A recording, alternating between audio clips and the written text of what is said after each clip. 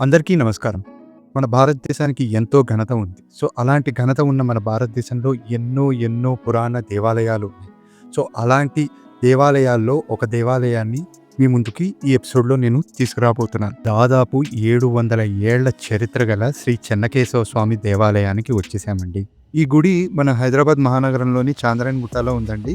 ఈ అడ్రెస్‌కి సంబంధించిన Google maps link నేను కింద డిస్క్రిప్షన్‌లో ఇస్తాను. దాన్ని బట్టి మీరు ఫాలో అయ్యి ఈ గుడికి తేలికగా చేరుకోవచ్చు.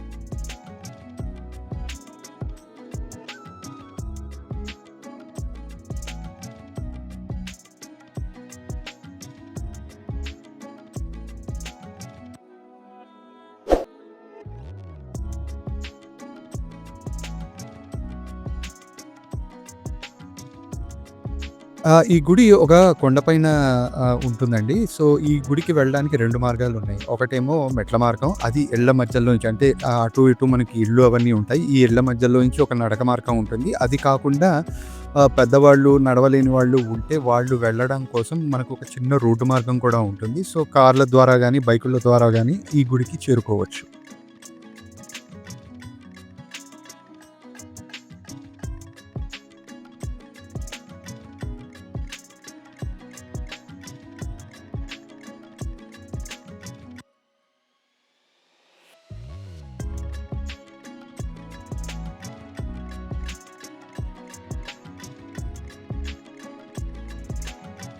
మనం మెట్ల మార్గం నుంచి పైకి రాంగానే మనకి గుడి పైన అంటే కొండపైన మనకి గుడి గోపురమును మరి ధ్వజస్తంభం కనిపిస్తుందండి. సో, మనకి ఇంకొంచెం ముందుకొస్తే ఇక్కడ మనకి మెట్లు ఉంటాయి. ఈ మెట్ల మార్గాన్ని మనం లోపలికి వెళ్ళాలి. సో, మనము మెట్లు ఎక్కుతున్నప్పుడే మనకొక ద్వారం కనిపిస్తుంది. ఈ ద్వారం కూడా ఆల్మోస్ట్ ఆ కాలం నాటిదే. బట్ లేటర్ ఆన్ అవంతా కొంచెం రెనోవేషన్ చేయించారు.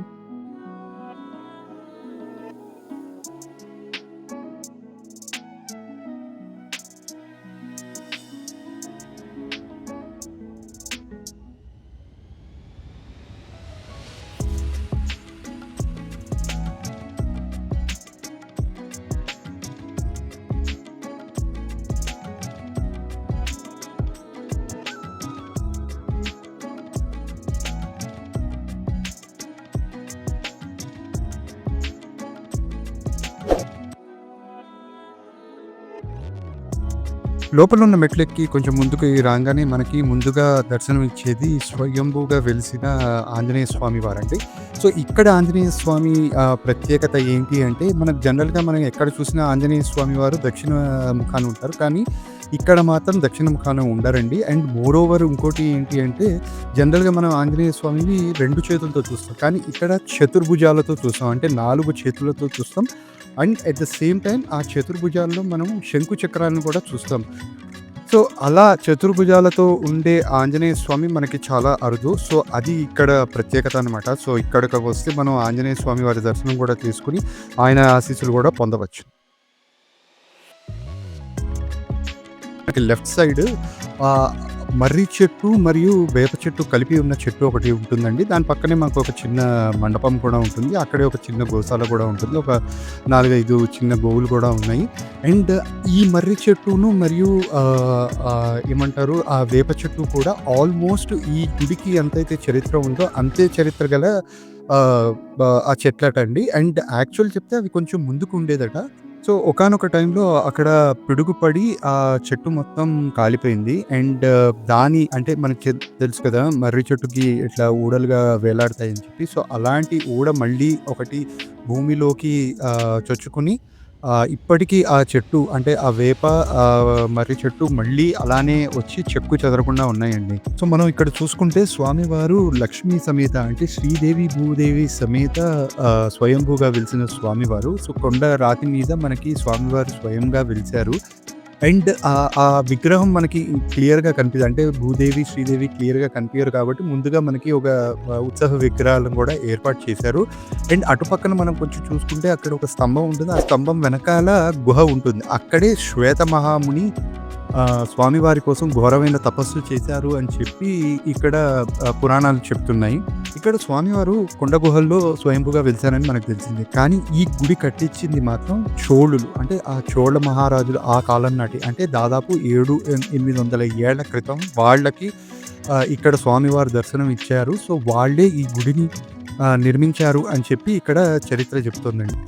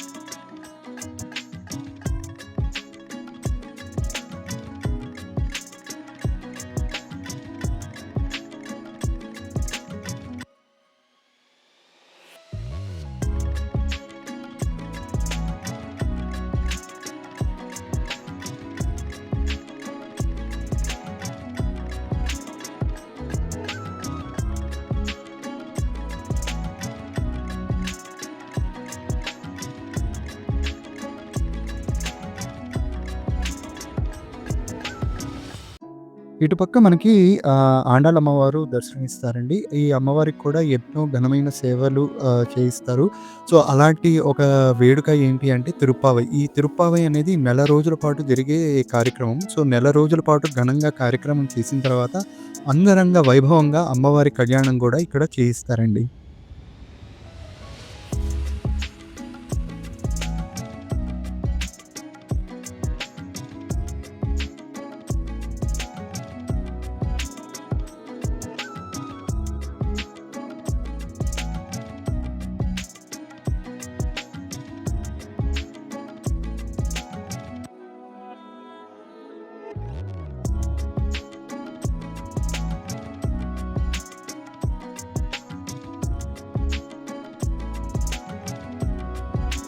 సో, మనం ఇక్కడి నుంచి చూస్తే మనకి ఫలక్నమా ప్యాలెస్ కూడా కనిపిస్తుంది. అంటే ఇది కొండ మీద ఉంది కాబట్టి ఆల్మోస్ట్ మనకి హాఫ్ ఆఫ్ ది సిటీ కనిపిస్తుందండి. అంటే ఇటువైపు మనకు ఓల్డ్ సిటీ వైపు అంతా ఆల్మోస్ట్ కనిపిస్తుంది.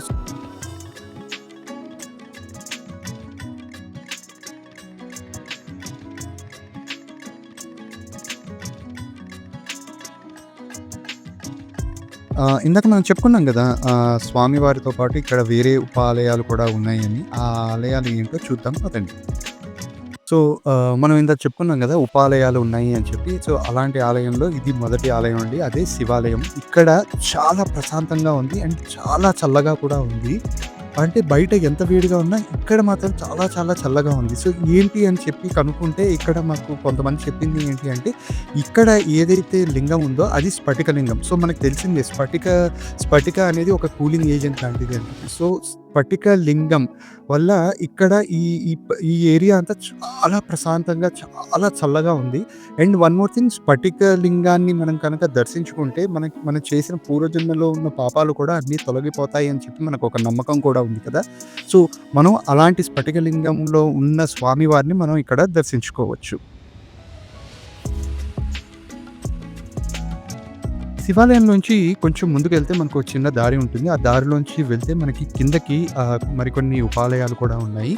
సో, అలాంటి ఉపాలయాల్లో మొదటి ఆలయం శ్రీ భ్రమరాంబిక సమేత మల్లికార్జున స్వామివారి ఆలయం. సో, ఇప్పుడు అక్కడికెళ్ళి స్వామివారిని, అమ్మవారిని కూడా దర్శించుకుందాం.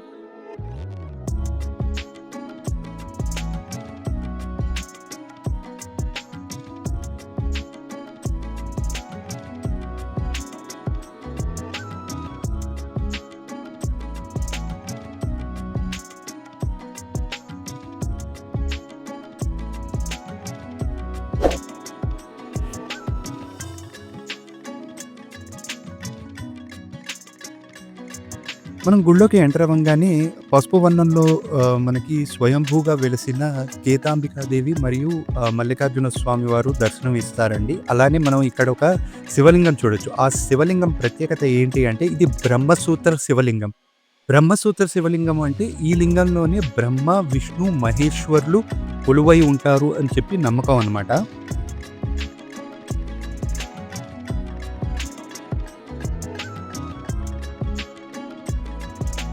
మనం ఇక్కడ కొంచెం ముందుకొస్తే ఒక చిన్న గుహలో స్వయంభూగా భ్రమరాంబిక అమ్మవారు వెలిసారండి. ఇక్కడ చాలా చాలా ప్రశాంతంగా ఉంది. అండ్ మోరోవర్ ఏంటంటే ఇక్కడ అసలు లైటింగ్ అనేది ఉండదు. ఇక్కడ వేలాడుతున్న ఆ దీపాల మధ్యలోనే అమ్మవారిని దర్శించుకోవాలి. అండ్ అమ్మవారిని దర్శించుకున్న తర్వాత మనకి మనసుకి చాలా ప్రశాంతత మరియు ఆహ్లాదకరంగా అనిపిస్తుందండి. అలానే మనం కొంచెం ముందుకొస్తే ఇక్కడ చెట్టు కింద సుబ్రహ్మణ్యేశ్వర స్వామి మరియు ఆయన సహోదరుడైన గణపయ్య కూడా మనకి దర్శనం ఇస్తారండి. మనం మల్లికార్జున స్వామివారిని దర్శించుకున్న తర్వాత కొంచెం కిందకి వస్తే భద్రకాళి సమేత వీరభద్ర స్వామివారు కూడా మనకి దర్శనం ఇస్తారండి. అక్కడే అదే ఆలయంలో మనకి షిరిడి సాయిబాబా వారు కూడా మనకి దర్శనం ఇస్తారు. సో, చూసారు కదా ఫ్రెండ్స్, ఇది ఇవాల్టి ఎపిసోడ్. మీకు నచ్చిందనుకుంటాను. సో, మీరు కూడా వీలు చేసుకొని తప్పకుండా స్వామివారిని దర్శించుకుని స్వామివారి కృపకు పాత్రలు కావాలని చెప్పి నేను కోరుకుంటున్నాను. అదేవిధంగా ఈ గుడి చాలా శిథిలావస్థలో ఉంది. సో, మనలాంటి భక్తులు చెయ్యి కలిపి ముందుకు తీసుకువెళ్ళాలి. సో, మీరు ఈ వీడియో ద్వారా మీ సర్కిల్‌లో ఈ వీడియోని పంపించి వాళ్ళు కూడా ఈ గుడిని సందర్శించి ఈ గుడి ఇంకొంచెం పాపులర్ అయ్యేలాగా మనం చేసుకోవాలి. అండ్ మన హిందుత్వాన్ని మనం కాపాడుకోవాలి. సో, మీరు తప్పకుండా ఈ గుడిని సందర్శించి స్వామివారి దయకు పాత్రలు కావాలని చెప్పి నేను కోరుకుంటున్నాను. అండ్ ఒకవేళ మీరు ఆల్రెడీ గనక ఈ గుడిని సందర్శిస్తే కనుక కమెంట్ బాక్స్‌లో కమెంట్ చేయండి. And please don't forget to like, share and subscribe my channel. Thank you so much. జై శ్రీరామ్, జై శ్రీమన్నారాయణ.